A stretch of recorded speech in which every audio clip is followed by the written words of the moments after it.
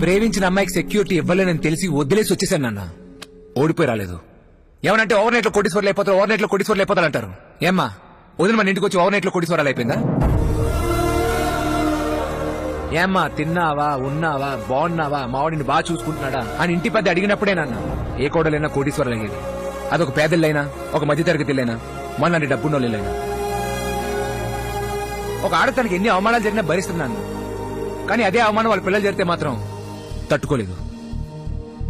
అందుకే పెళ్లి అయ్యి 5 సంవత్సరాలైనా వదిన ఇంకా అలాగే ఉంది. కనీసం అది అడగాలన్న ఆలోచన కూడా నీకు ఎప్పుడు రాలేదు కదా. తనకే గుర్తింపు లేని ఇంట్లోకి మరో గుర్తింపు లేని ప్రాణం తీసుకురావడం ఇష్టం లేక భయం. ఎక్కడ పుట్టిన బిడ్డ నెత్తుకుని మావగారు ఓవర్ నైట్ లో కోటీశ్వర్లు అయిపోయారు అంటారేమోనని. ఫ్యామిలీ మెంబర్ అయిన 5 సంవత్సరాల తర్వాత కూడా పేర్లు తెలియని ఒక ఇంటి పెద్ద ఉండే ఇంటికి ప్రేమించిన అమ్మాయిని భార్యగా తీసుకొచ్చే ధైర్యం